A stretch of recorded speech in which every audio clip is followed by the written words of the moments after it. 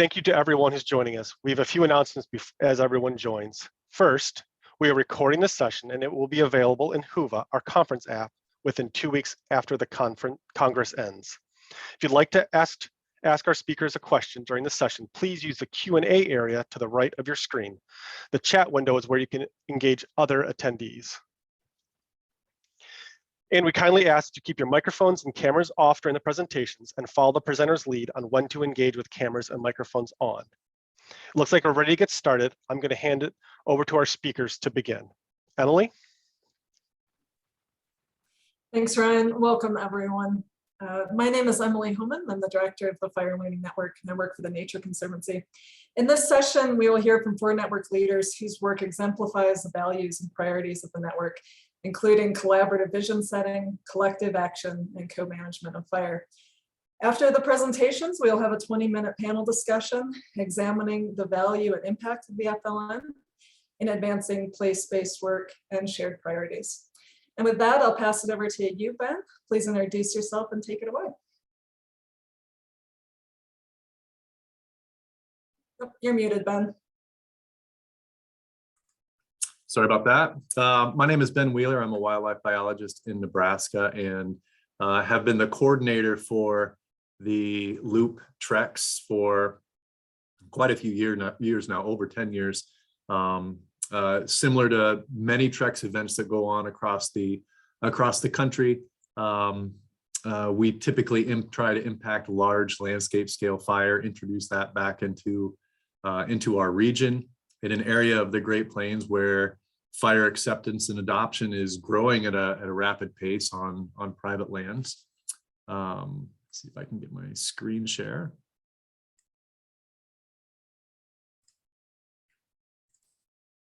All right, is that coming through? Yes, it is. Perfect, thank you. So one of the things I want to talk to you today about is just how we get our local communities involved. And so even though we're working on landscapes and we're working on ecology, there are people out there that are not only private landowners, but are also members of our communities, neighbors, and how we get them involved and activate those communities in a pro-fire way.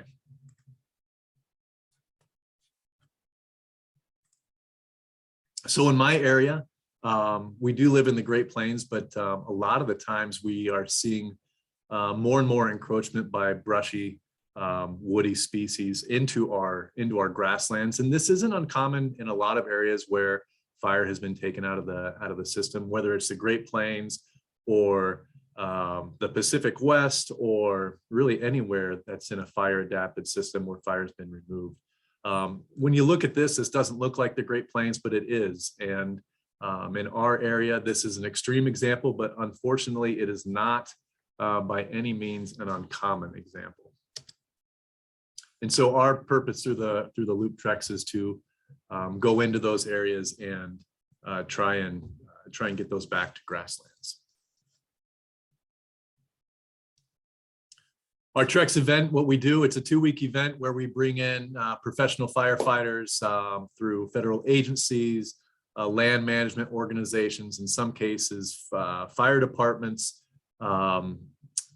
even college students, but folks that are trying to build up qualifications and improve their qualifications for Fireline to take back to wherever they're coming from. In some cases, they're building up their own prescribed fire program, and so they're looking for more programmatic experience. In some cases, they're looking for personal experience.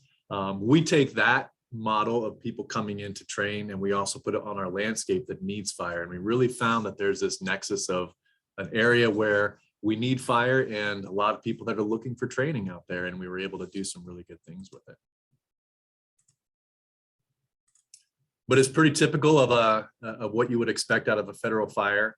A lot of yellow, a lot of packs, a lot of shiny engines, pretty high price stuff, but we're doing a lot of good work out there and we're getting some really good fire on the ground. Sometimes we have to wonder though, is this is working right now and we're getting good results, but is this the sustainable model for the future?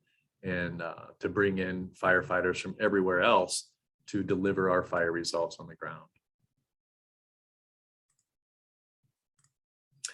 And so our goal with the loop treks, more the long-term goal instead of just that 2 weeks, is how can we keep delivering fire to the landscape and keep moving fire and increasing our adoption of the landscape and the delivery of fire on the landscape in a sustainable way.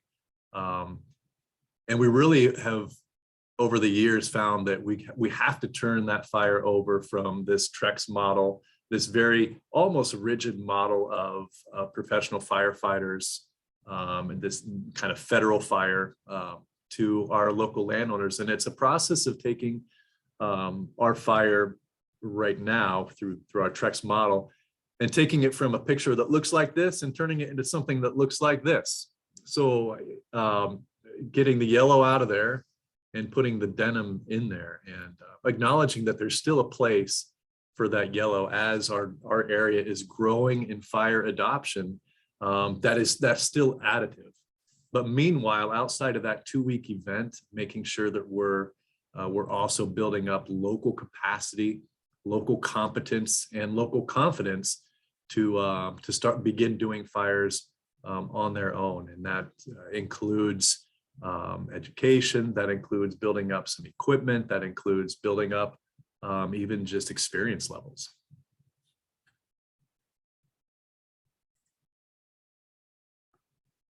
So even during our Trex event, we're throughout the whole process from the preparation of a Trex event to the delivery of the Trex event to clear after the Trex event, we're always looking at our community and we're always looking at our landowners, and they are really our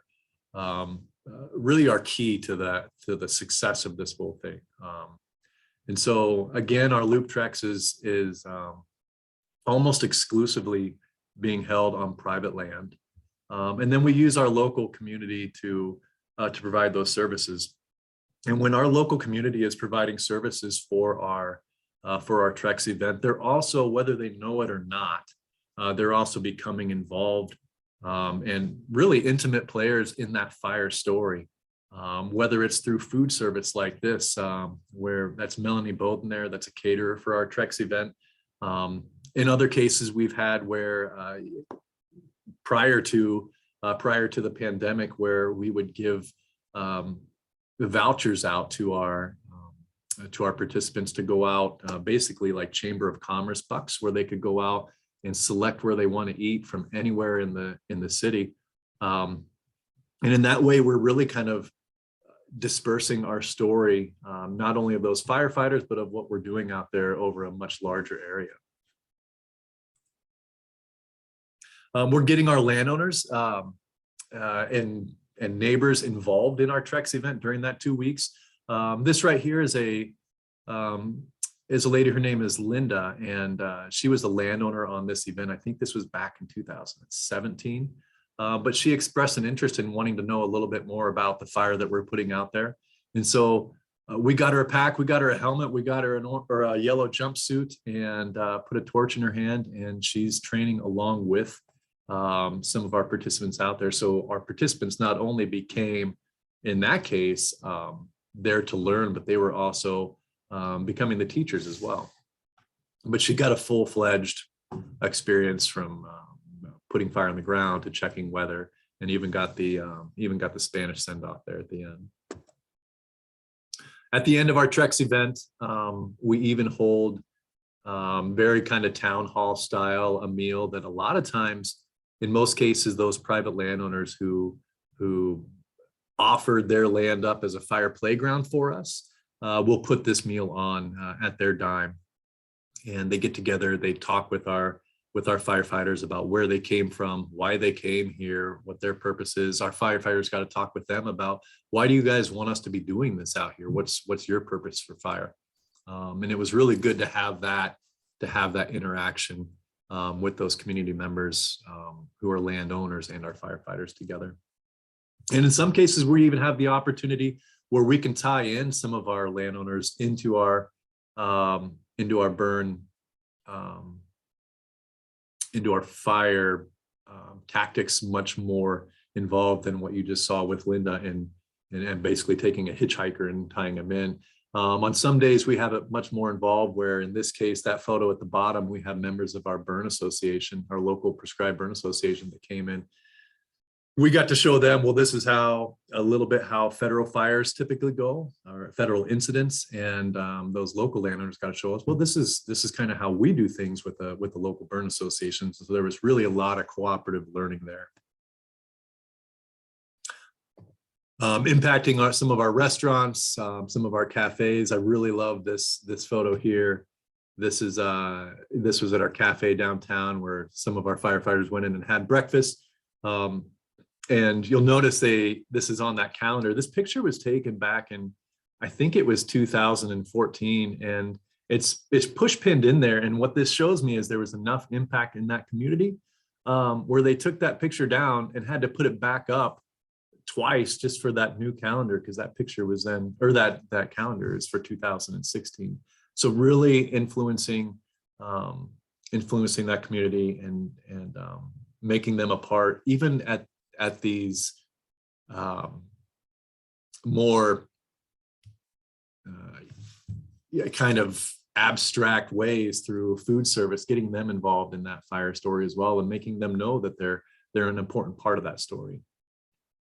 And then, of course, doing some of our local promotion from that as well.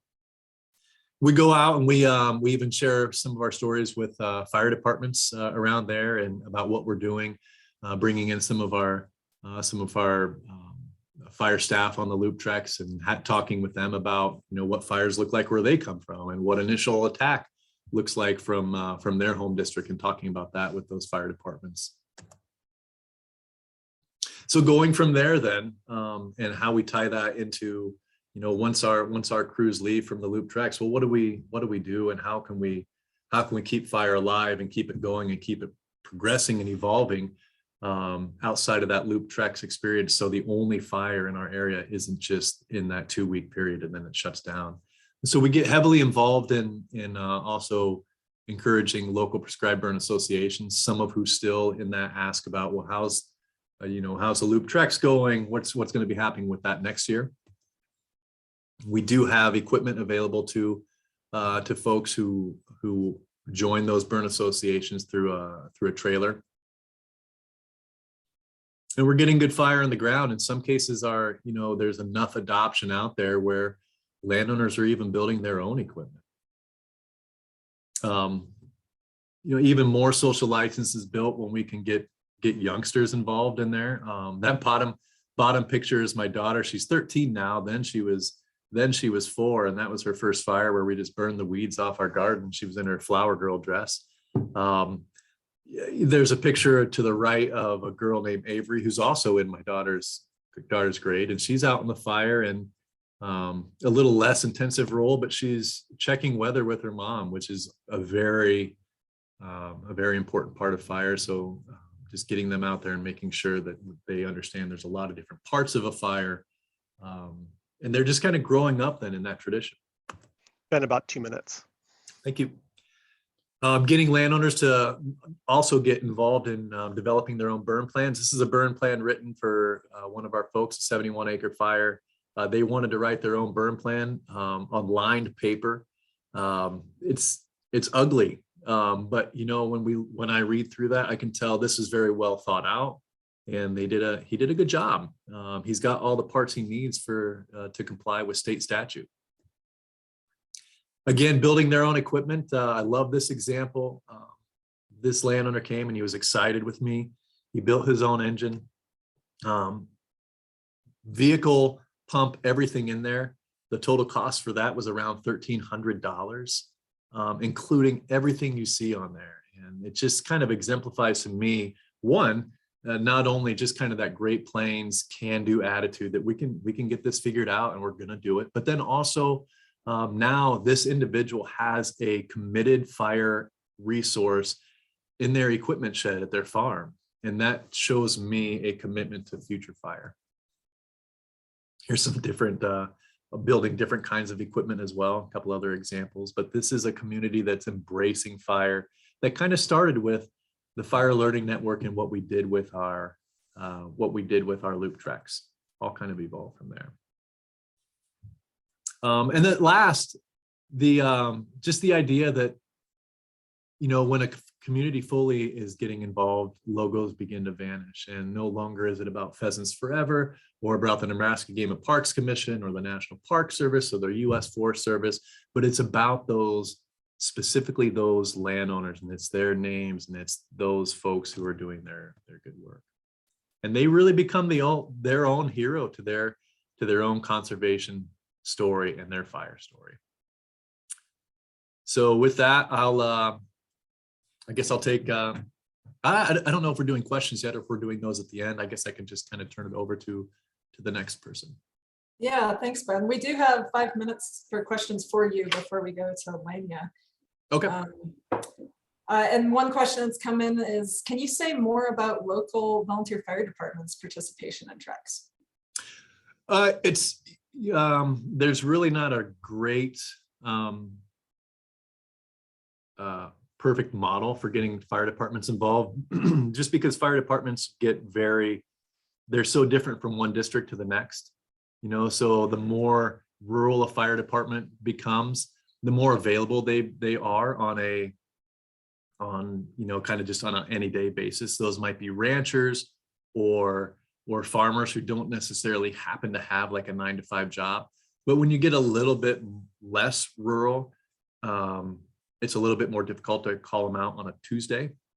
And so what we do is we make a special they're welcome anytime to join us, and we let them know, but we make a special invitation for the weekends during our loop trek, Saturday, Sunday, for them to come out. And a lot of times they will and join us, or at least make themselves available. And then keeping them abreast of other fire things going on throughout the season.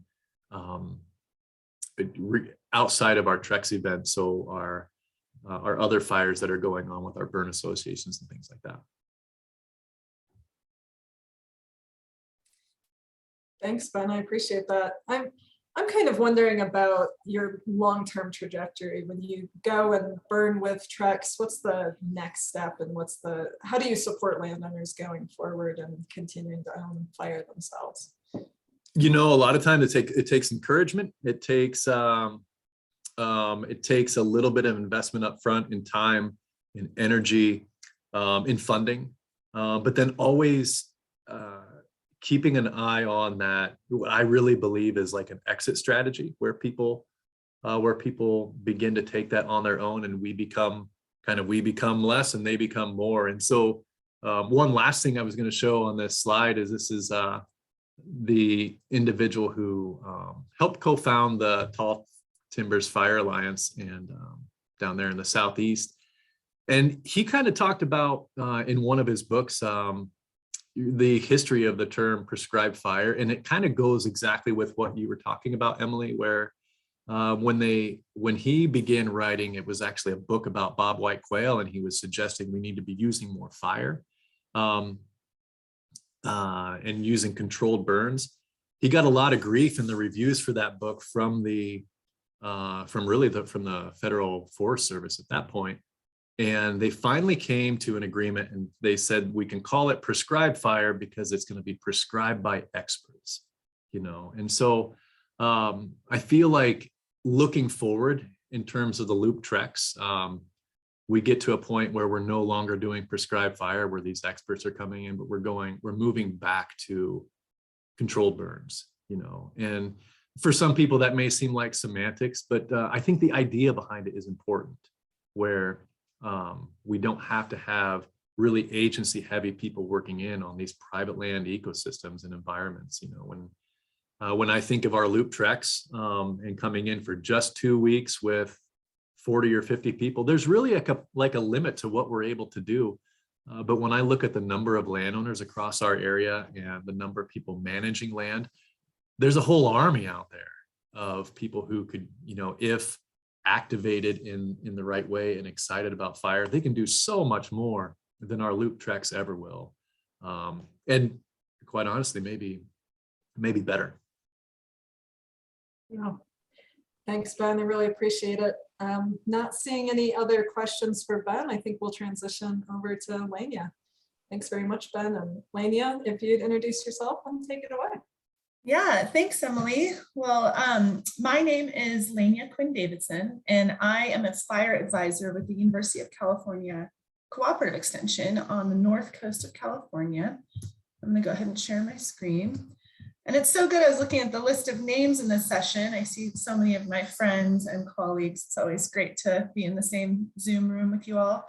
And what an honor to follow Ben. I think Ben kind of understates the power of the things that he was saying. And you're going to see in the presentation that I'll give how much the work that people like Ben are doing has influenced what's happening in the West Coast and in California, and just how actually almost revolutionary some of the things that he says, like the logos vanishing. I mean, these are ideas that are so powerful. So for my presentation, I want to share a little bit about what I've learned from folks in the Great Plains, and mostly through conversations and interactions and exchanges that were facilitated through the Fire Learning Network over the years, and how we've used those lessons and those insights to empower landowners here in California. So the Great Plains have been so instrumental. And one of the things that I have noticed over the years, as I've worked on prescribed fire, I've been working on prescribed fire issues for probably 12 years now. One of the big themes in California is that California is so different. We in California like to think that we're really special, and that all the issues that we deal with in our landscape and our topography and our regulations, that we're just so different and so special that we can't actually learn from anyone else. Because no one else would understand, and because everyone else has it so easy. So if you try to, bring insights from a place like Florida or from Nebraska or really from anywhere to California, you're going to meet up against this kind of ego that we're so different. And when I was starting to try to explore private lands burning models in California about 5 years ago, I had been working for years on providing Trex events and things like that, for agency people and community members, but mostly in partnership with federal and state agencies. And when the private landowners started coming to me and saying, hey, I want to use more fire on my land, how can we do that? There weren't really good answers. There weren't good examples from California or from the West Coast. We just didn't have anything to point to. And so I went to Jeremy Bailey, who I'm sure many of you know. He's the innovator behind the Trex model, and has worked with the FLN and with Trex for many, many years. And he said, I think you could learn a lot from the Great Plains, and we should connect you with those folks so that you can start understanding what models are out there. So I loved that idea. And in 2016, we brought a group of folks out from the Great Plains to Humboldt County on the north coast of California, and they spent a week there. And we hosted meetings and workshops and went out and hung out with the landowners who I work with. We did ranch tours. We ended up going up to Ashland and spending some time in Southern Oregon, and just really trying to understand how they were doing things in the Great Plains, and then how we're doing things in California, or I should say how we weren't doing things in California. So it was this really awesome trip. And I wish I had a better group photo of all of us, but Ben was on that trip, and so was Emily. Ben, coming from Nebraska, and Emily at the time was a preserve manager with Nature Conservancy out of Iowa. And then we had a guy named Scott Stout, who is a cattle rancher and a PBA leader in central Nebraska. And then we had Mark and Deb Alberts, who you see pictured here. They're the blonde woman and the guy behind her. And they're corn farmers in central Nebraska and PBA leaders. So these folks came out. I think for Mark and Deb and Scott, it was the first time they'd ever been to California, and definitely the only time they'd ever been up to the Redwood region where I live. And it was just such a powerful trip because they were blown away by what they were seeing. I'd say in particular, the curvy roads and the pot growing, but also the regulations around prescribed fire, the air quality stuff, all of that. But we were also really struck with how much we had in common. And you see the guy that's in the middle of this photo is Dean Hunt. He's one of the landowners I work with in Humboldt County. And he said, he was just blown away by these guys because he's a rancher, Scott was a rancher. They had a lot in common. And so the following year, we went out to Nebraska, and Dean and a couple of my colleagues and I went out and spent a week burning with Scott and with Mark and Deb and their PBAs. And so we really got to see what this prescribed burn association model was all about. And it was very different than the burning that I had been doing in California, even with my Trex events. These were folks that were not adhering to NWCG. They were not wearing what we think of as typical PPE on these burns. And it was just beautiful. I loved every minute of it. I thought it was the coolest thing. And so, I think there were some other interesting things. I mean, along the lines of California being so different, one of the things I really noticed is that the burning we were doing in Nebraska was actually very similar to a lot of the burning that I was doing in California.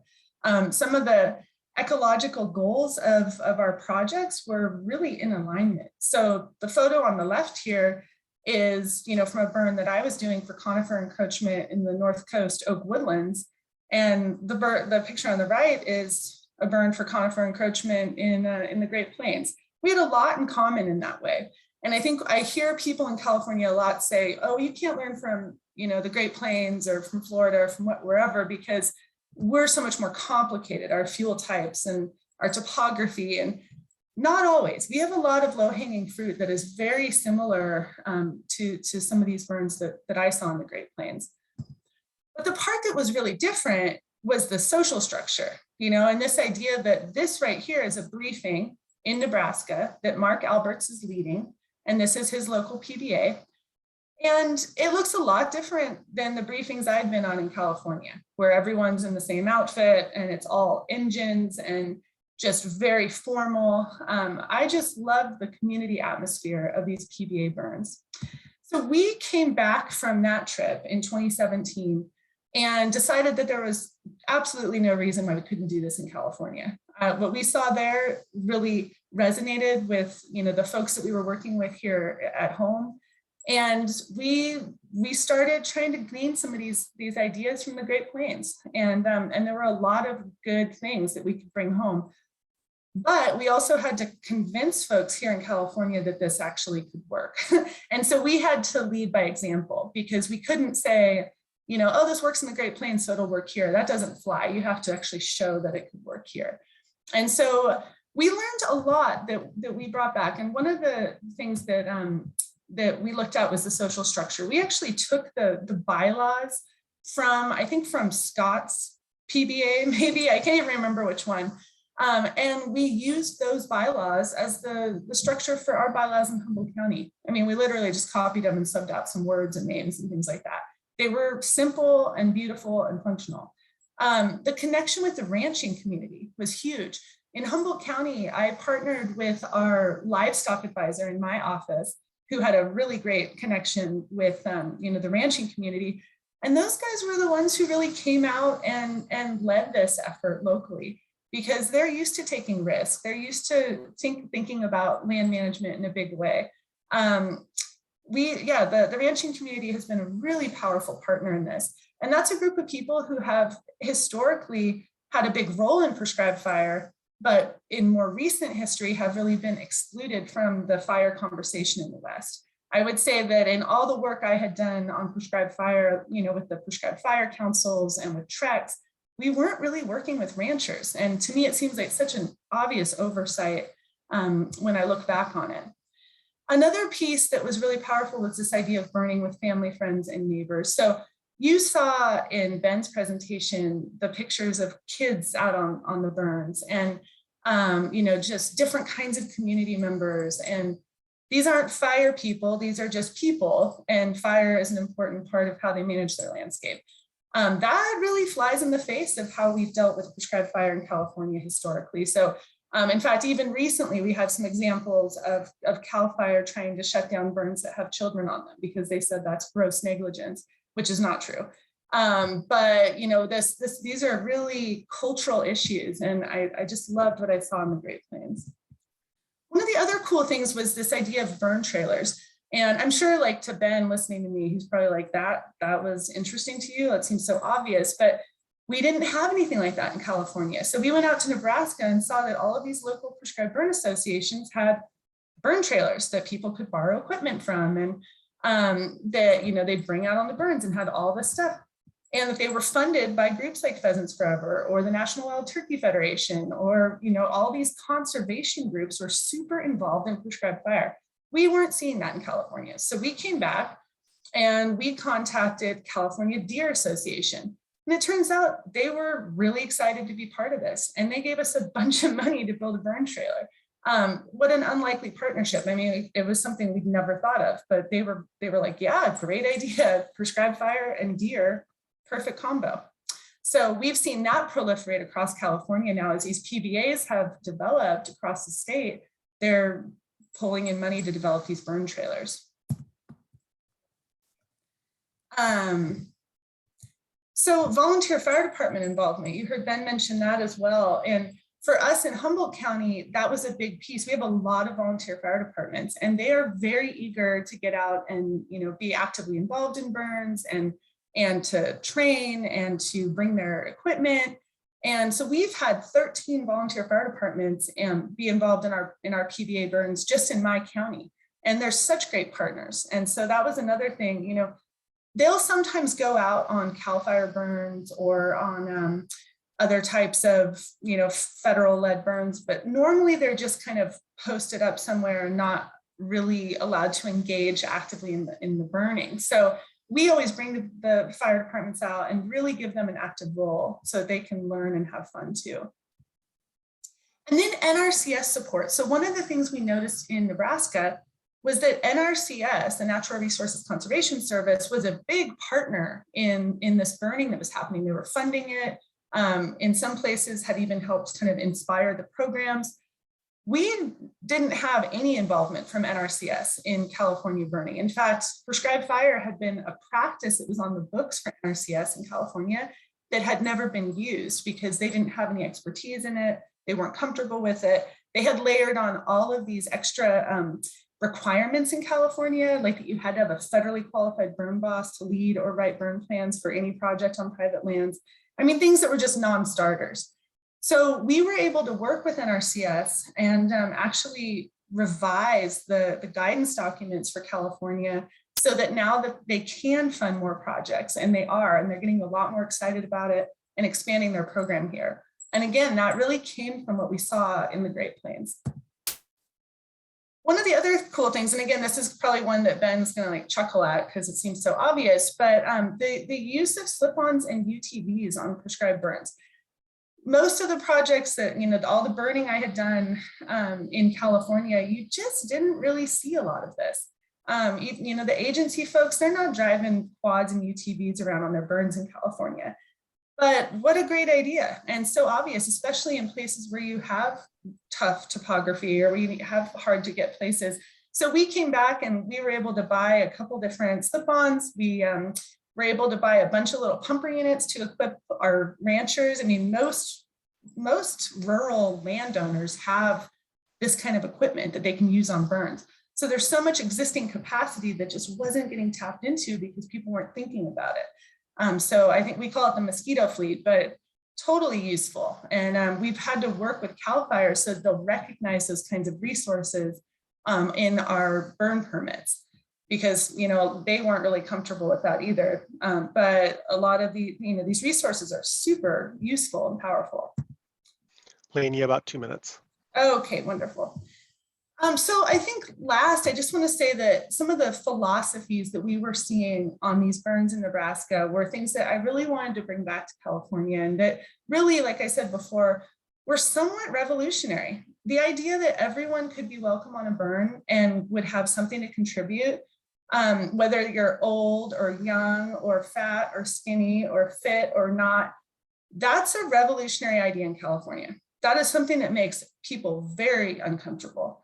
And we fully embrace that with our Humboldt County PBA. We do not require that people have NWCG qualifications. We're going to train them when they get out there. We want kids out there. We want everyone out there because people are eager to be involved in this work. And why would you ever turn someone away? And there are so many different roles that folks can have. I mean, you saw in Ben's presentation that they have kids helping take weather. How awesome is that? You see in this slide, that top right photo, that's my son. And he was on a burn when he was, his first prescribed burn like that. he was 2.5 or something. He loved it. So, you know, we don't have to make this stuff overly complicated, overly bureaucratic. It doesn't have to be expensive. The PBA model, you know, fire is free. And so people's time is what costs money. And the PBA model kind of throws that out the window and says, let's help each other out. This is a community effort. So lastly, just bringing fire back as a land management tool, not just a fire management tool. And again, that's a new concept in California. I think, you know, the fire management agencies have owned prescribed fire for so long that people, normal land stewards, haven't really thought that it was in their toolbox. And that's really important. So the Humboldt County PBA, we formed it kind of loosely in 2017 and then officially in 2018. And you know, we've been able to accomplish a lot of different burns across the county with different kinds of landowners, all different kinds of community members, lots of volunteer fire departments, lots of different fuel types. You know, we're doing coastal prairies and oak woodlands and understory second growth Doug fir and just everything in between. And it's been so cool. And this all really started because of that connection with those Great Plains folks. And then across California, because of our success, it all just built and grew, and there's just amazing momentum for this work. So we, you know, a few years ago when we started in Humboldt, we were the first PBA in the Western US and definitely in California. Now we have more than 15 PBAs across California, and they're involving, you know, more than 1,000 people statewide. So it's just been so neat. And then we do a lot of trying to connect those leaders of those various PBAs. We have a Podio site, we have a listserv, we have a website, and we try to convene people. I try to organize meetings to get these folks together so that we can all continue to learn and share.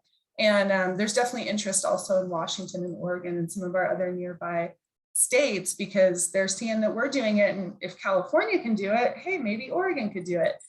So it's just been really, really neat to see that spread and grow. With that, I will end and we can take some questions and then go on. So thank you. Great, thanks so much, Lenya.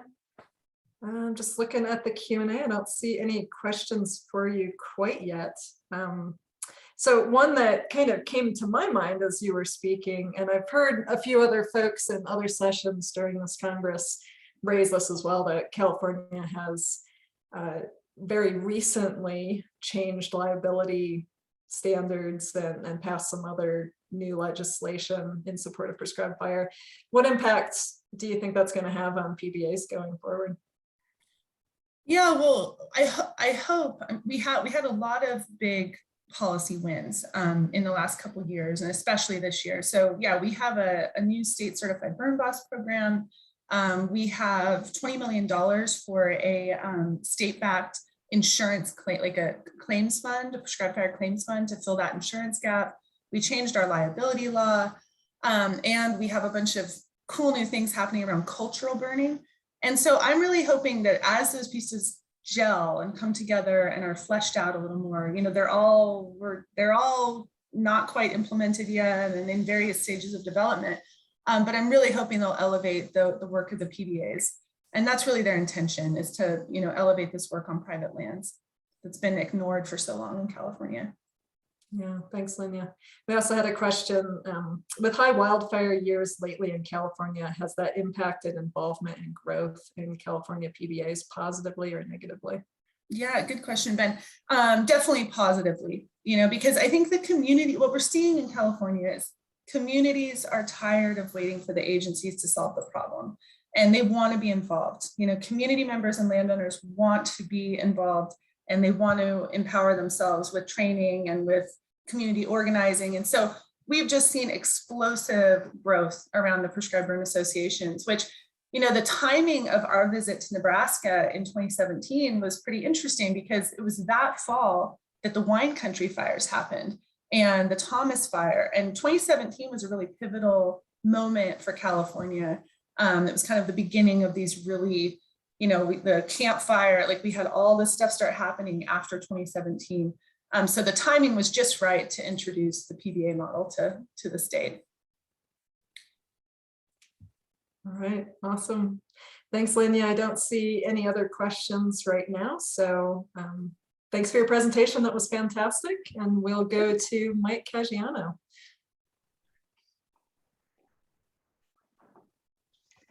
Okay, great. Yeah, thank you. Let me just share my screen.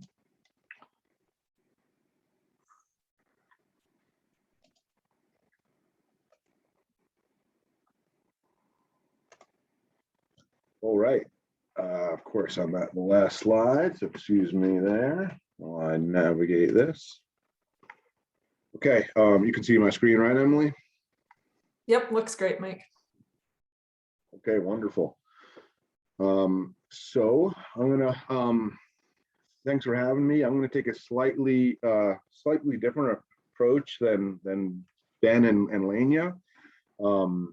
There's a little bit of prescribed fire in my presentation as well, but more focused around fire planning in general. But before we get started, my name is Mike Caggiano. I work for the Colorado Forest Restoration Institute at Colorado State University, and I run the program for wildland fire decision support. A little bit about the organization that I work for is we're a boundary spanning organization. We are located at a university, but we're really charged with working with managers, helping them evaluate and implement the science, and then working with the researchers and the academic community as well, helping kind of own research questions and develop research, actionable research. Really try and work in that collaborative setting. Like Ben and Lenya spoke to, recognizing there is a role for everyone, and we're only going to kind of succeed in our efforts if we can work well with one another. We do a lot of wildfire risk assessment work, like I mentioned, also involved with decision support, and then kind of my organization also does a lot of ecological monitoring, post-fire restoration. So there's a lot of parallels between what we do here at CFRI and the Fire Learning Network. So I got connected with the Fire Learning Network almost 10 years ago, and it's just such a wonderful organization, and I really value the partnerships and the relationships that I've gotten out of the network. I had started my career as a forester in New Mexico, and like Lenya and Ben spoke to, there's a need for more prescribed fire, and that's pretty consistent across a lot of ecosystems.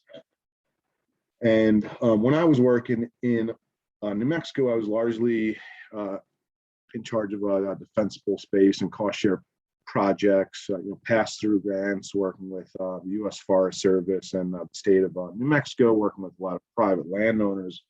And we had the Little Bear fire back in 2012. That was one of the kind of transformational events in my own career, and with the community that we were working in. And the aftermath of that fire burned about 50,000 acres and 300 or so homes.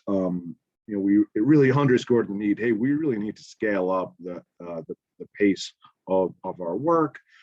Agencies were kind of at one another's throats with allegations of mismanagement and this and that. So we started a cooperative prescribed fire program, and this idea kind of popped up in our heads, locally, and little did I know there were actually a lot of other people already doing this work in other parts of the country.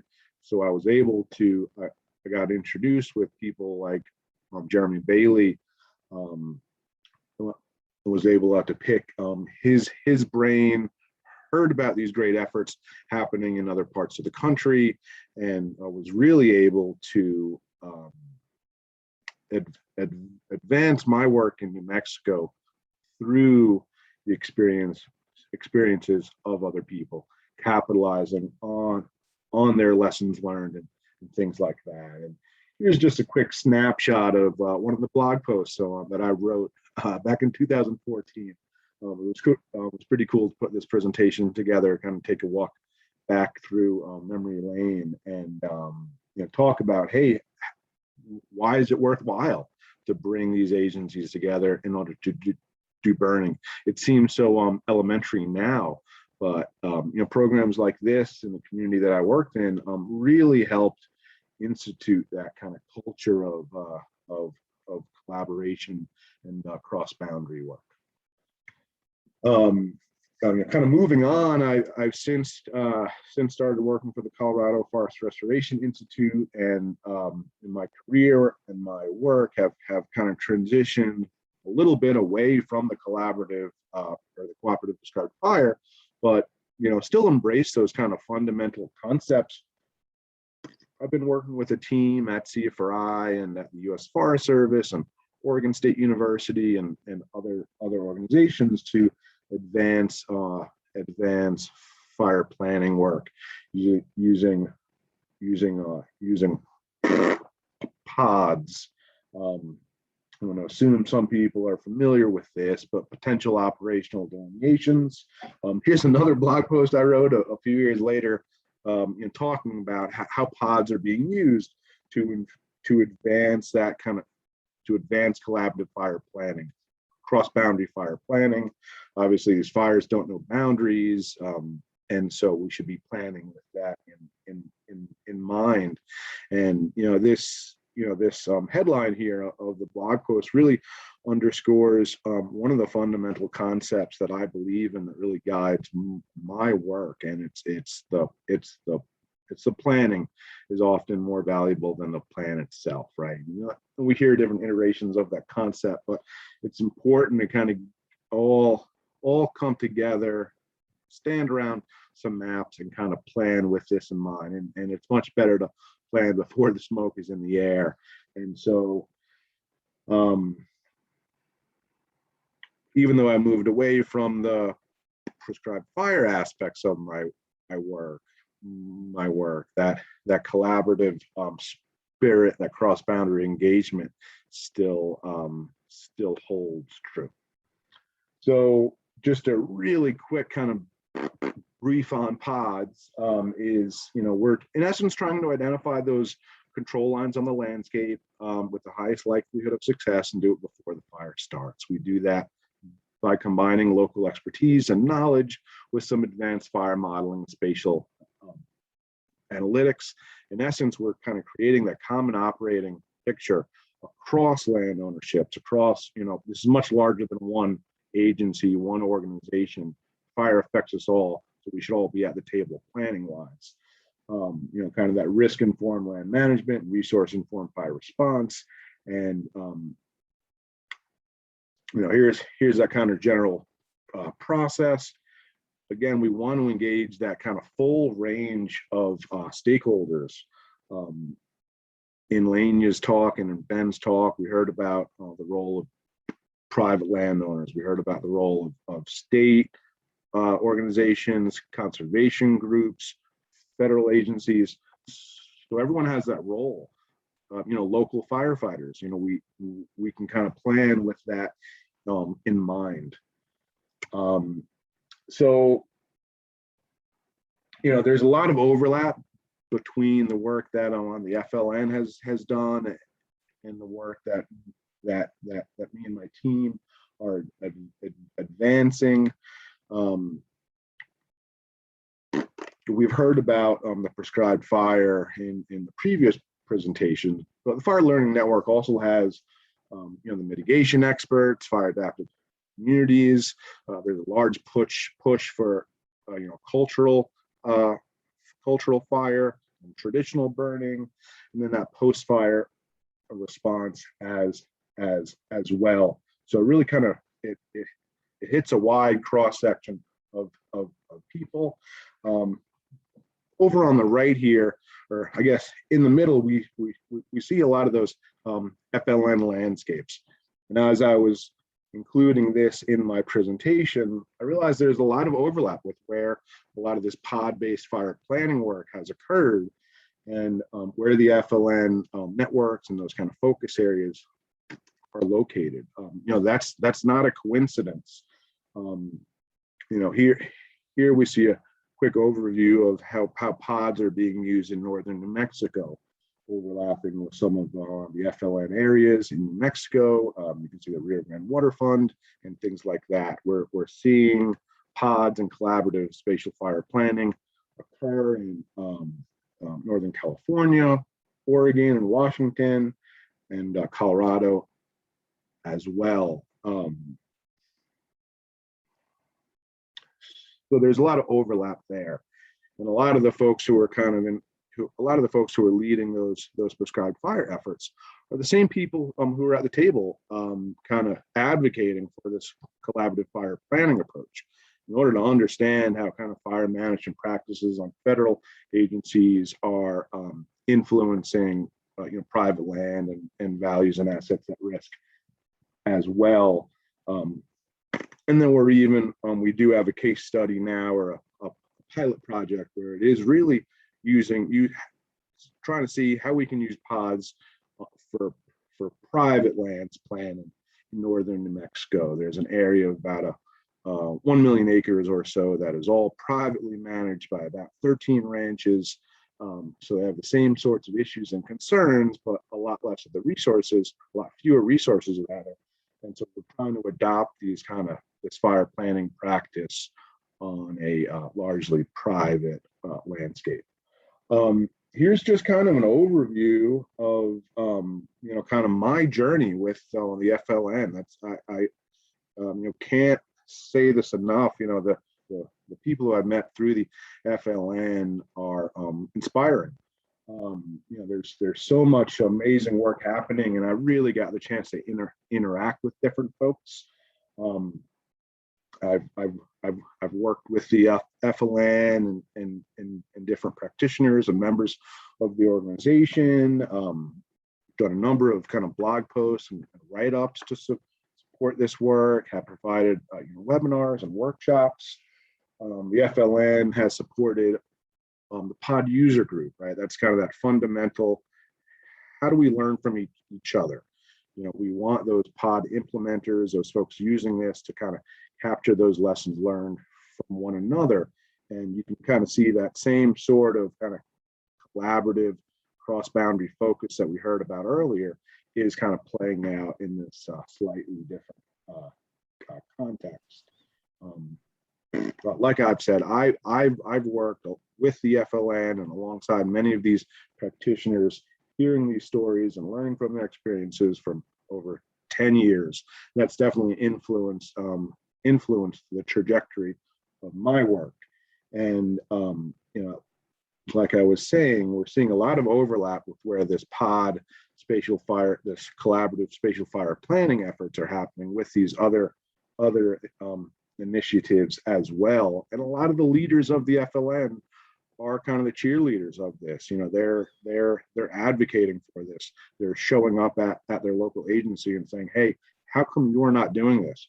Or if you are doing this, we want to see it at the table. Here's what we bring.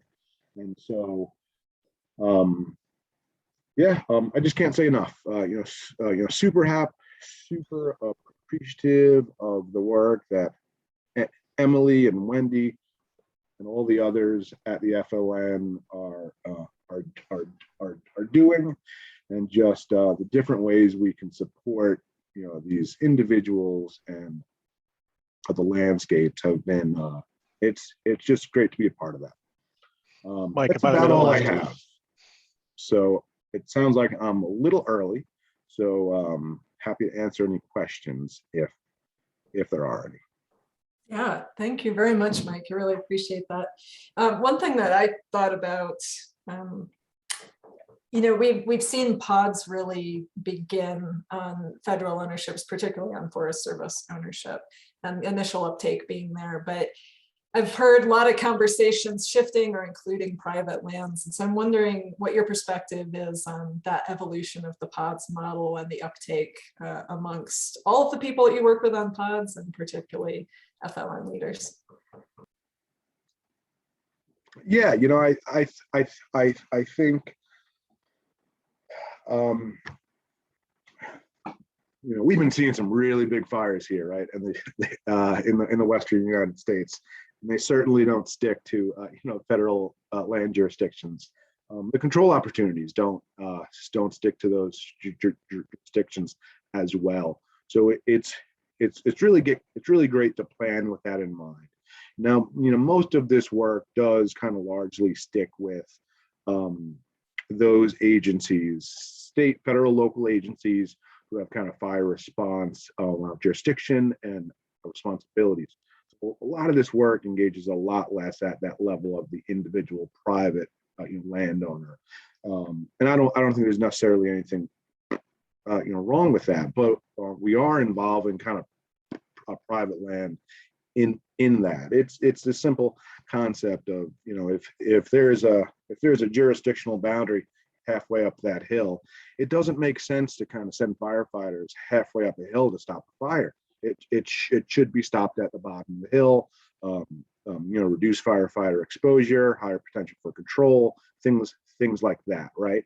So I really do think that this is a great kind of cross-boundary planning tool, and it's then, you know, we're starting to see this kind of used for kind of fuels planning work, how this integrates with habitat improvement projects and things like that. So, you know, the wonderful concept about this is it gives folks who don't have a fire background an understanding of what that fire suppression strategy might be. Hey, if a fire starts here and we can't contain it, or we're going to go indirect for whatever reason, this is where we might have to fall back to. So once we kind of have an understanding of that strategy and know where those you know, lines are, then it becomes easier to take that to a private landowner. It says, hey, it looks like if a fire happens here, the best spot to kind of contain that fire might be on your private land.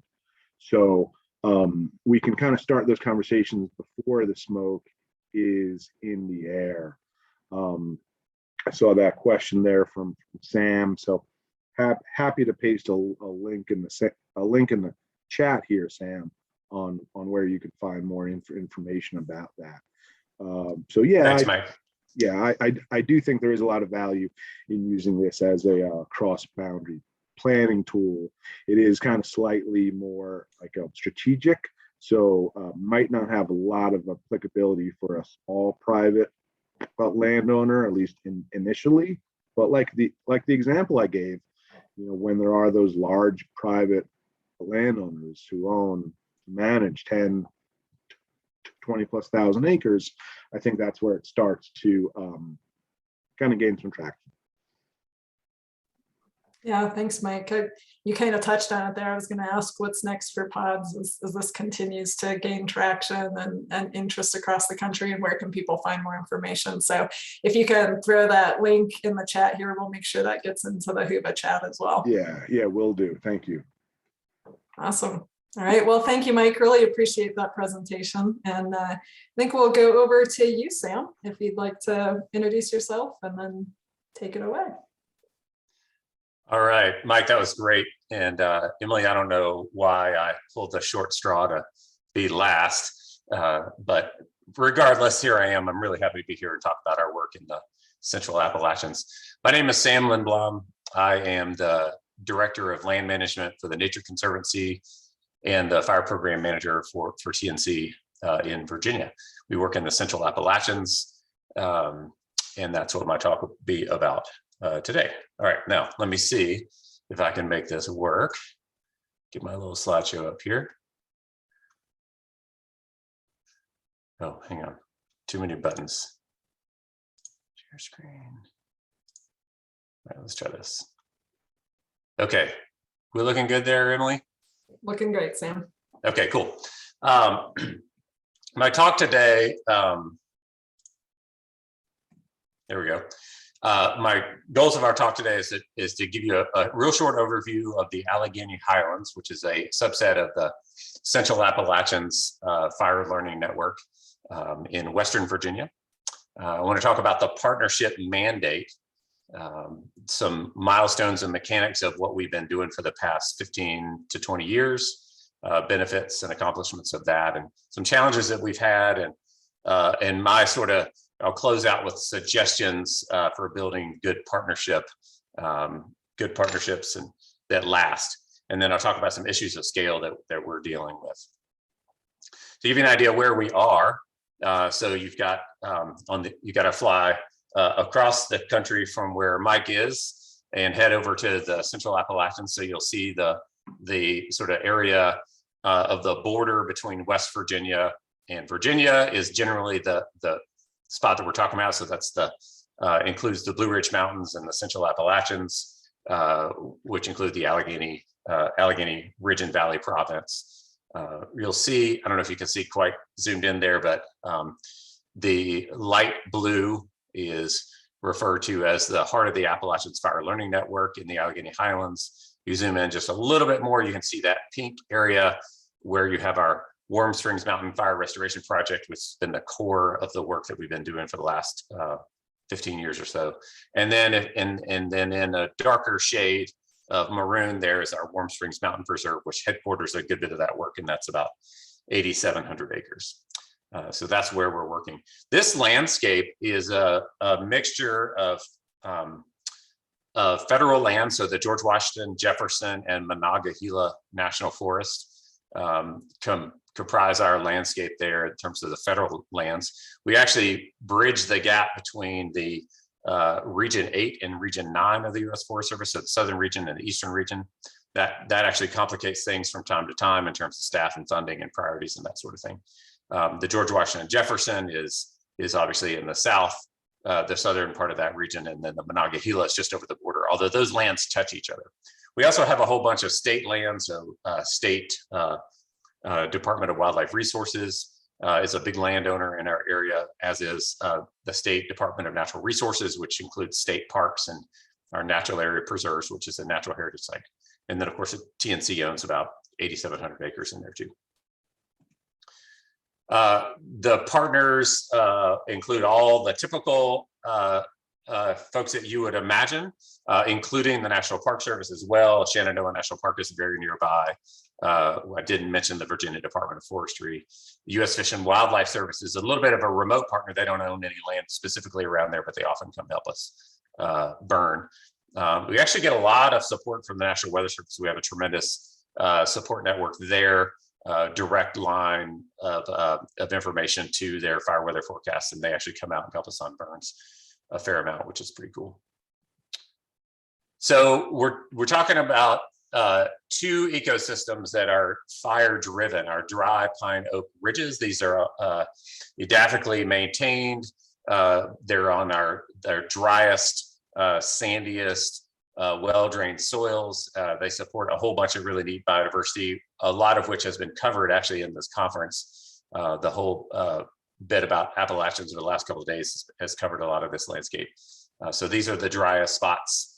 They're very, very fire maintained. We've got a whole bunch of hard pines like Table Mountain and pitch and Virginia pines that really require fire to maintain, and a whole bunch of really cool wildflowers like pink lady slipper that really need bare mineral soil and lots of sunshine. A little bit lower down the slope is sort of what we refer to as our matrix forest, our oak dominated dry forest. And that in the summer, that picture on the top left is in the summertime. So it's very green and very moist in the summertime. We rarely get fires in the summertime, but then you look in the wintertime or late fall in the right-hand side of your screen there, that's a picture of Warm Springs Mountain Preserve. It's super flammable. In fact, we're under fire weather watches this entire week. We've had a bunch of wildfires. We were supposed to be doing some prescribed burning, but we have a bunch of things on fire right now, so we can't do that. So it's a really interesting landscape in terms of when it burns, when it's susceptible to fire, and obviously when we conduct our prescribed burning. So a few things about what we know or what we think we know. We're pretty confident that fire's been a part of this landscape for thousands of years. we know that our forests are altered. So an interesting thing about the Central Appalachians is that we've had tremendous amounts of use for hundreds and hundreds of years. We have had, I'm realizing that I got to keep clicking here. I'm looking at two different screens, excuse me here. Most species in the Central Appalachians are well adapted to fire. And then we also know that our pine and oak communities are declining. So that's this concept of Eastern oak mesification, where we're seeing species that are not well adapted to fire sort of climb up out of the more moist systems and invade and suppress fire in our drier spots. So an interesting, in a lot of cases, our landscapes act differently than in the American West, where the longer you suppress fire in our mountains, the less likely they are to burn. Now that there's some exceptions to that rule, but we don't increase flammability with the absence of fire. We actually decrease it in a lot of cases. So partnership need.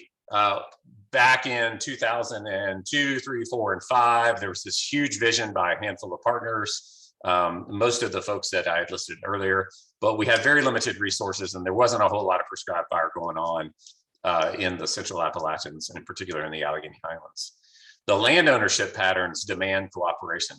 A lot of interesting patterns of federal ownership is that typically the Forest Service owns most of the ridges and all of the valleys are private lands. So we have these long linear ridges that require a lot of cooperation between federal and private and federal and state, and in our case, federal and the Nature Conservancy.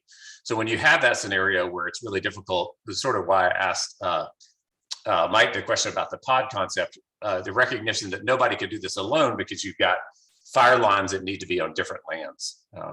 So we knew that that was going to be difficult. So we started working together. We started coming together and thinking about how would do fire as a collaborative. So in 2002, the Nature Conservancy bought about 9,000 acres. That's our Warm Springs Mountain Preserve, which really opened the door to a lot of collaboration with U.S. Forest Service and the State Department of Wildlife Resources. We have a lot of adjacent lands. About that same time, TNC adopted NWCG standards for fire management. That was not without some grief in the organization, but for us in Virginia, it was extremely helpful because we were able to participate on federal burns. We shared staff and we were able to speak a very common language. That led to some really cool MOUs that got signed between Region 8, which is the southern region of the Forest Service, and the Nature Conservancy. The first one of those we did was in 2005. That paved the way for free collaboration across landscapes. So we were burning with the forest and they would come help us and all that sort of thing. The Fire Learning Network rolled into the Central Appalachians around 2006 or so. We weren't early adopters of the 2002 FLN. We came in around 2006. We use that as a planning and organizing tool, and we still use that today. In fact, we just published our new strategic plan for the Heart of the Appalachians FLN. We're really proud of that. Be happy to share that document with anybody who would like to see it. Oh, I'm not clicking. I think I gotta look at the right screen. Sorry about that. Some other things, the first of many funding agreements got signed in about 2007. Those have been ongoing and have brought many millions of dollars to the landscape to help fund our work there, as well as help fund a lot of internal stuff with the Forest Service.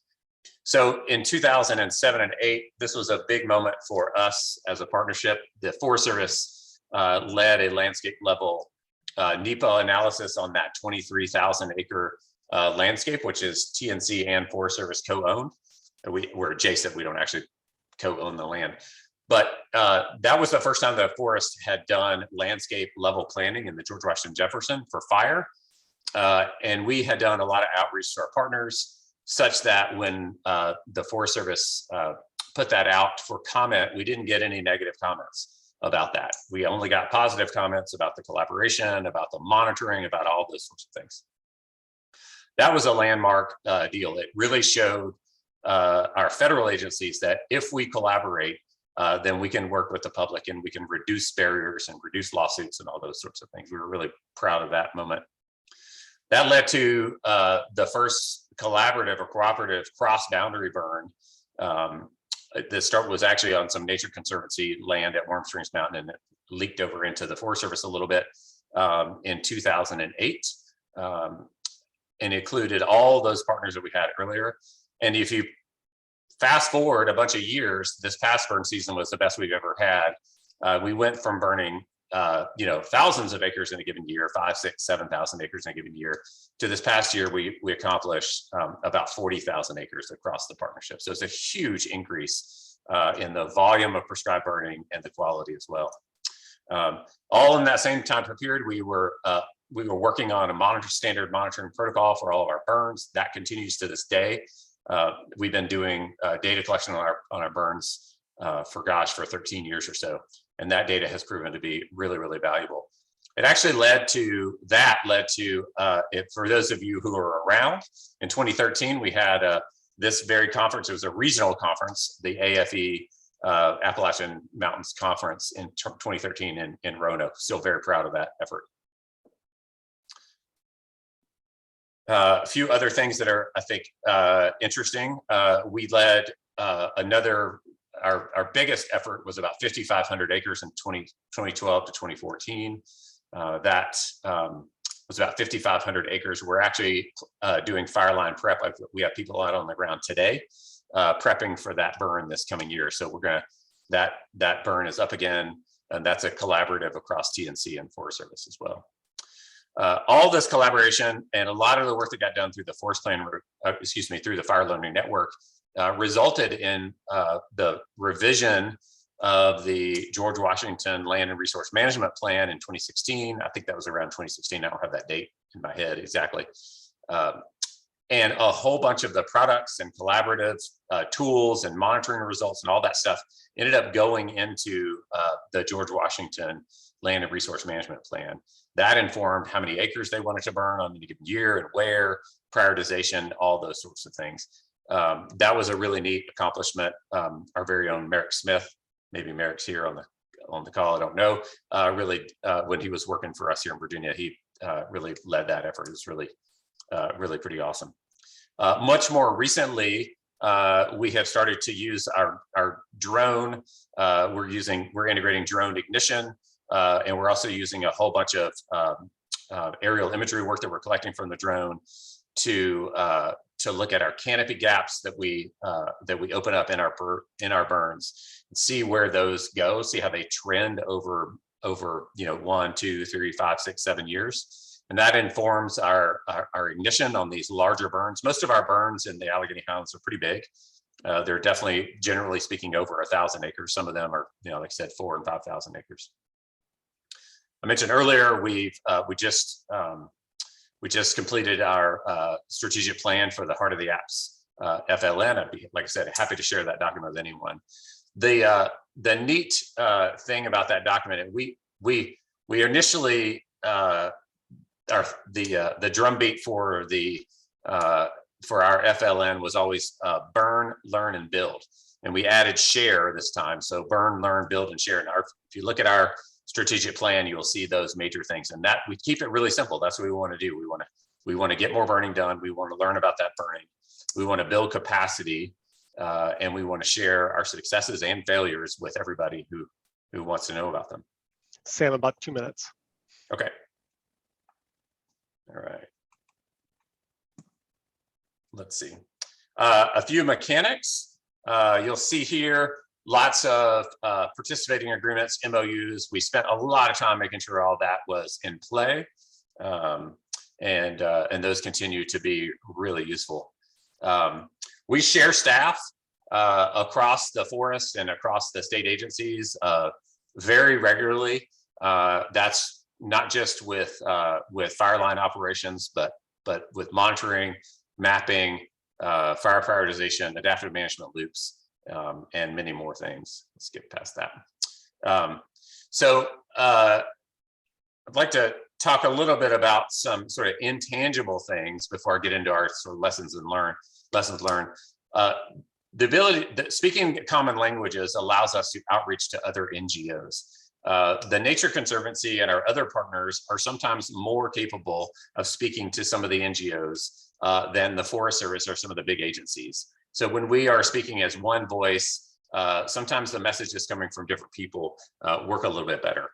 That's been a big benefit, a big accomplishment that we're really proud of.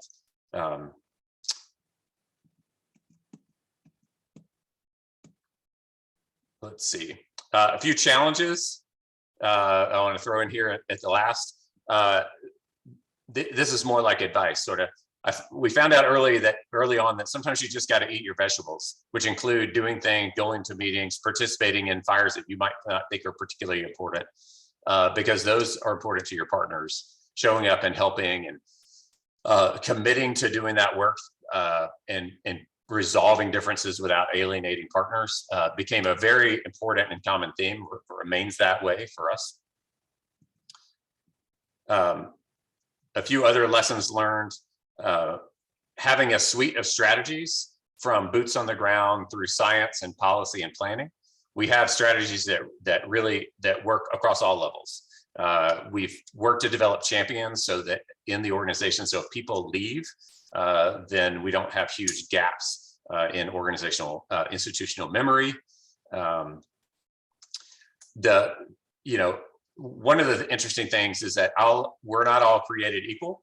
So a number of our organizations that contribute simply don't have the staff that some of the others do, and that's become very, very acceptable. So if you sort of contribute commensurate to your capability, so if you've got one person to show up, then that's fine, that works. If you have 30 people to show up, then even better, bring them all. So there's this attitude that we will contribute commensurate to your capabilities. That's been very helpful for us, and it doesn't create these expectations that agencies and organizations can't deliver on. Let's see, and then I'll close. I think this is the last slide.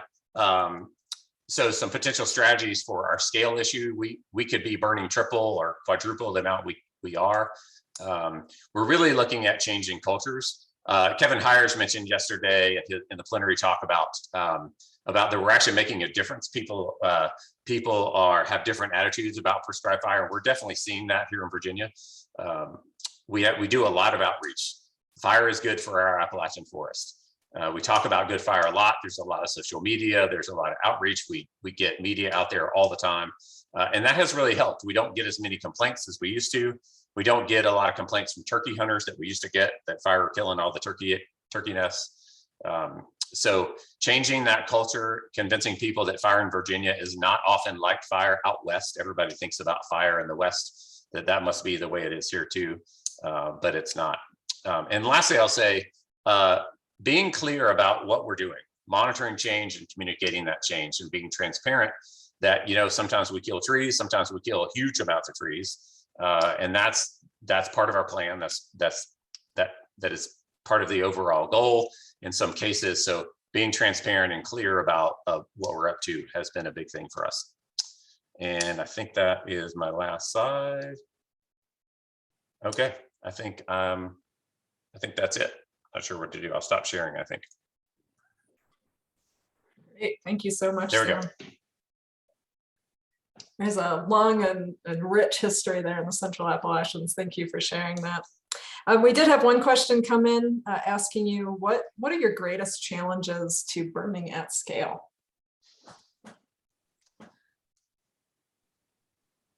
It's probably, so we burned about 40,000 acres this past year. We believe that this landscape, sort of the GWF, which is about 1.8 million acres, we'll just call it 2 million acres, that we could be burning 150,000 acres a year, and that would get, if we could consistently do that over decades and decades, we'd actually be where we need to be. So that's 4 or 5 times what we're burning now. So I think our biggest challenge is probably public acceptance of that much fire, and then the associated resources to pull that off. So and there are a lot of interesting things, like, for example, we got this really neat drone, but we can't use it on federal land. So it's a great way for us to save save resources, save money, reduce risk, but yet there are federal policies that prevent us from doing that. So, it's like those types of bureaucracy things that are really, really frustrating to a lot of people. And we've got to make these sort of marginal gains that keep our people safe and not wear them out completely.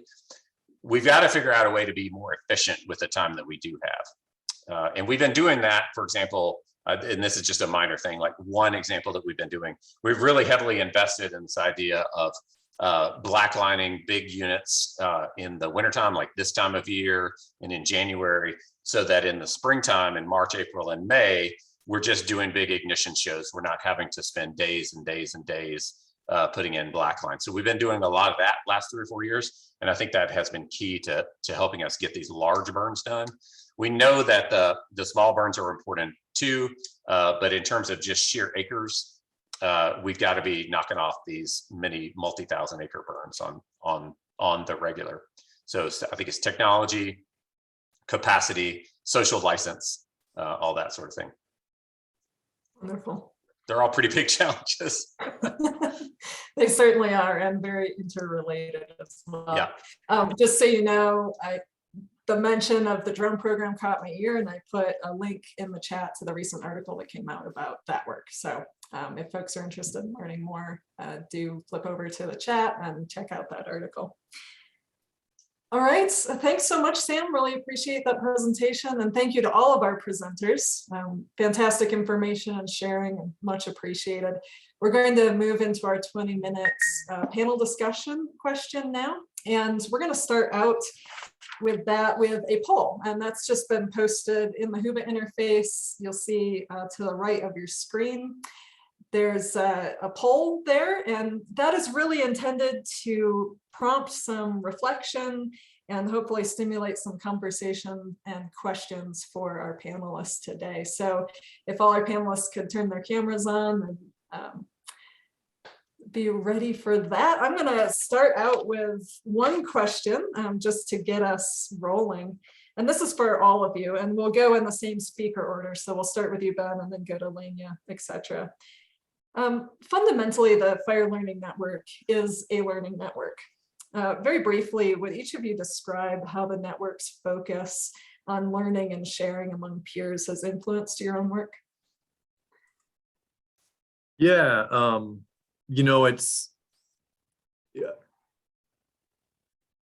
I think it just engages in us a few things. One of them is just like the kind of that eternal growth of understanding that we don't always have it figured out, that there's some way that we can be doing things more effectively, doing things more efficiently. That Lenya mentioned it about their when we went out there to visit them, and their fire program was just starting, but and we have had some fire at that point, quite a bit of fire success, but boy, there was still quite a bit that we could learn from them that they taught us. So there was a two-way street that that we could all ride on that trolley together on. And I think just kind of being aware of that there's no right way, there's no one right way for fire, that everywhere kind of has their own story. And when you learn of these other stories, you take them, and there's maybe some things that are unique to those places and others where you can adopt and modify that to help your own programs out.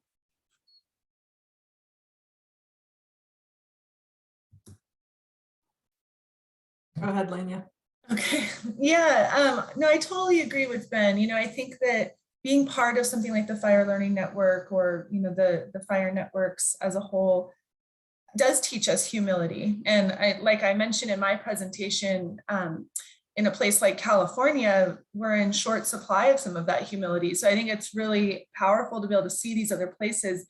A lot of the good ideas that we've been able to advance in California, we got from other spots. And the prescribed fire councils, when we started that more than a decade ago, we were really borrowing from Florida, and then the PBAs from the Great Plains, and it's just been such a learning experience to try to understand how to bring fire back onto our landscape. And The networks just keep us open-minded, keep us humble, keep us connected. I can always call up Ben if I have a question, or shoot Sam a text or whatever. You know, it's that connection is so strong.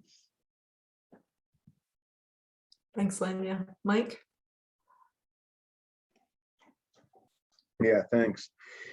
You know, I think that kind of that foundation in learning has been you know, critical, and it is that you know, kind of co-creation of science. I'm in a university setting, and I often see science just kind of get pushed out there. But you know, what me and my group have really tried to do is kind of develop that science collaboratively with one another and with the managers, you know, using this. It is kind of circling back with folks and evaluating. Okay, you know, we tried this. How was it used? What worked well? You know, what fell flat? And then kind of sharing those stories. You know, those success stories are great to push out, but you know, the truth is, we learn more from when we fail. You know, the lessons that cost us are where we really learn, right? And so it is kind of circling back with those organizations. You know, in my role, I'm tasked with helping you know, many different landscapes implement this fire planning framework, and so it is circling back with them to say, okay, you know, what worked well. You know, we wrote up some case studies down in New Mexico on how this was being used there, and then some of their fire managers reached out to us a couple months ago saying, hey, we'd like to make some changes. This is working well, but there are some ways we can improve this. So we're going to kind of circle back with them in the coming months and improve that. Right in my backyard, we had the Cameron Peak fire a couple years ago, the largest fire in Colorado history, and the forest had pods. Was it used well in order to support the Cameron Peak fire? No, it wasn't. It was used. There were some success stories, but you know, we can kind of learn from our failures. You know, why didn't this work well? And then we can kind of push those stories out. You know, kind of from my own personal perspective. I am at a university, but I'd much rather write up a white paper or a brief, because those get read by managers. They're easier to share. It takes you 5 or 10 minutes to read instead of from half an hour. It's simple things like that. It's circling back and evaluating what worked well. It's working with people and not saying we know the answer, but you know, approaching them with that with the degree of humility, saying, here's a framework that we think might provide value. How do we work with you in order to make this work for your landscape, in order to make this work for your situation, whether that's ecological, fire management, or social or economic. Great, thanks, Mike. It reminds me of a phrase that our friend Cody Wohlers from the Great Plains from Iowa used yesterday: important failure to describe learning that they did. Love it. Sam. Only a couple of things that I would add to what Ben, Lenya, and Mike had to say. I feel like I have a stake in what they're doing. And I feel like they have a stake in what we're doing. And the network really creates that sort of team player attitude where it's really important for this sort of larger team to share what they've done and what they haven't done or what they're struggling with. And it's really important that the people that like, hey, we actually figured that out. It's really important. The FLN creates a scenario of social accountability where it's important that I share the things that we've figured out and that I also receive the things that others have figured out. I really never been a part of something quite so lasting and so powerful in my 6 or 7 years of doing this work. So the FLN really has changed the way we think and how we learn. It's really valuable, and it's allowed us to, like, I've been to every one of these. I mean, I've been to visit Ben's place and Lenya and Mike's. Like, I've been to these places, so I have a stake in it. And I think the network really helps provide a bigger lens than what you just see. And Lenya talked about that a lot, actually, in her talk. I don't know if she meant it that way, but sort of, hey, let's go to the plains and let's open our eyeballs up to see where something else, there's another way. And for me, that's extremely valuable. We struggle with private lands, for example. If it wasn't clear in my presentation, it's a largely government, landscape in the Central Appalachians. But we struggle to figure out how to tap into our private lands thing. And that's something I need to be working with Ben on, because that's what they do. They work in a private lands landscape. So, and I'm pretty confident that Ben would help me out. I know that's inherent in the network. That's the value for me. Well, that's great, Sam. I really appreciate that. And just a reminder to our audience, we definitely welcome questions for our panelists. So please enter those in the Q&A, or if you would prefer to use the raise hand function in Zoom, I think you have access to that, and then you can turn your video and audio on and ask directly as well. So, Lenya and Ben, we heard a lot about the exchange between the Great Plains and California, but Ben, I'm specifically wondering, was there anything that you or the ranchers that went out to California with you brought back to Nebraska and incorporated into your work? Well, there is some culture shock, for sure. Central Nebraska and Northern Cal and Ashland, Oregon are very different places. But Lenya kind of hit on it during her presentation, and I think there's differences between Northern California and Nebraska for sure. But what strikes out there, to me, what strikes pretty heavy is not just the differences, but the similarities. And that's not just talking about Nebraska and California, but kind of over the place, where you have these fire systems and these fire issues of man, that we do have some commonalities that we share with you guys, and I always think that's really interesting to look into. And for some of the landowners that were here, going to a place that on the map and maybe broadly visually looks so different, to see that there are those similarities helps them kind of find an identity in a larger fire story, and also helps them to, I think, to find some utility in being fire ambassadors and fire advisors, even over the larger Nebraska and larger Great Plains. Wow, if we have these commonalities with somewhere as far away as California, maybe we can also provide some input to Eastern Nebraska or South Dakota or places like that, and help them get started. And maybe they have some things that can help us as well. We've done some great things with fire in the Great Plains, but we're getting started, and we got a long way to go. And we certainly don't have a corner on the right way to do it. Our most robust fire culture in the Great Plains happened without an engine or a drip torch, with a culture that didn't have a wheel. And so finding those similarities and with these different places, and what we can learn from them and what they might be able to learn from us, I think was really, really valuable, both near and far. Awesome. Thanks, Ben. So Lenya, I was going to ask you how that exchange helped to jumpstart efforts in California, but you really covered that so well in your presentation. It made me think, that learning doesn't end. And so how have that effort in California and the spread of the PBA model, how is that now influencing maybe neighboring states or even other parts of the country?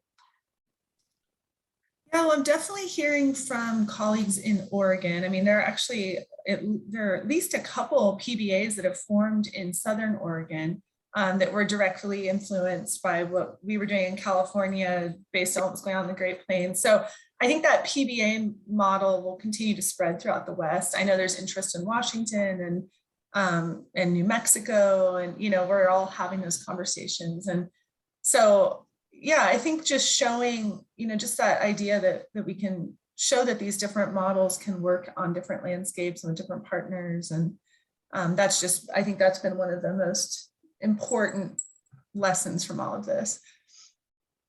Yeah, watching that take off has been really inspiring. Sam, you mentioned this in your presentation, that, the Central Appalachians has been part of the FLN network since 2006. You've been a leader in the FLN for quite a long time as well.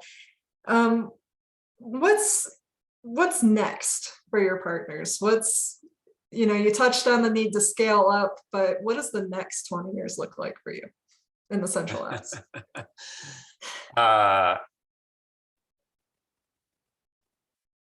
I think cementing these partnerships such that they're so normal and so regular that no one can see it any other way. And not because I'm trying to put blinders on that collaboration is the only way to the future.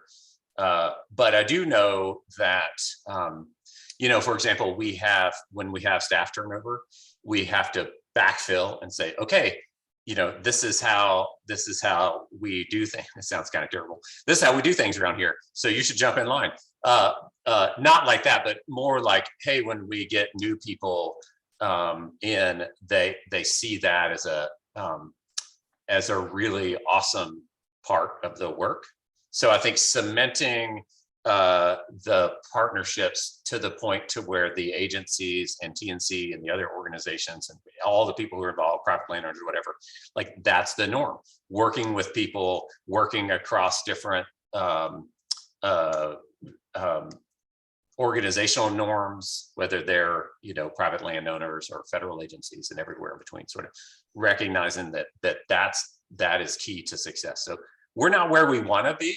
We have a lot of great collaboration. So I don't want to belittle that at all, but it takes a lot of work. It doesn't come for free. So it would be really cool to institutionalize that such to the point to where you don't have to do that sort of stuff. And then honestly, the scale is it for us. We feel like that we're making good progress. We've got a lot of ecological metrics, like the places that we burn 4, 5, 6, 7 times. We're starting to see the increase in oak and the increase in pine, and we're starting to see the biodiversity and the birds and all the things that we want to see. So we feel good about the trajectory of our landscape in the places where we've done a lot of good work. We got to figure out how to take that to the next level in terms of volume. So we got to paint that success, not just in pockets, but across a big landscape. So that's it. I mean, it really is the scale thing. Yeah, absolutely. Mike, kind of a similar question for you. You talked a little bit about how the network has helped to inform adoption of the PODS model and influence your work, but what does that look like going forward to you? I think that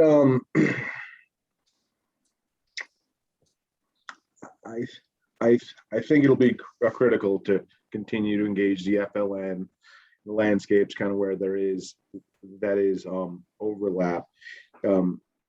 We're seeing this work well when there's a bunch of people at an organization or in a landscape, and we're all kind of supporting that.